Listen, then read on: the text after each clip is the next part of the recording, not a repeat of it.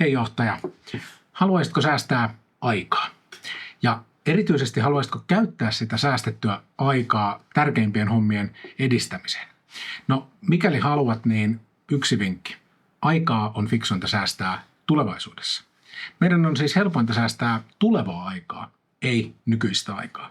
Ja itse asiassa meidän kannattaisikin ajatella tulevan ajan säästämistä eikä nykyisen ajan säästämistä, koska kun me yritetään säästää aikaa nyt, niin me joudutaan sähläämään ja kaikenlaiseen epäkeskittyneeseen liian nopeeseen työhön, kun me yritetään nyt tehdä kaikki mahdollisimman nopeasti, mahdollisimman tehokkaasti, vaikkei se tehokasta olekaan.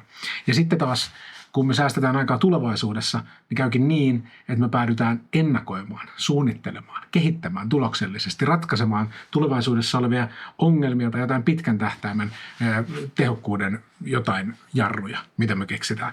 Eli sultakin itse asiassa helposti löytyy joku sellainen tehtävä, mikä säästäisi aikaa ensi kuussa tai vaikka puolen vuoden päästä. Ja jos on sitten oikein fiksu, oikein hyvä itsejohtaja, mitä harva meistä on, niin sä tekisit näitä asioita nyt ja säästäisit tulevaa aikaa käyttämällä nykyaikaa. Tämä on fiksua pelaamista, mitä tulee itsensä johtamiseen. Kannattaa kokeilla. Se toimii.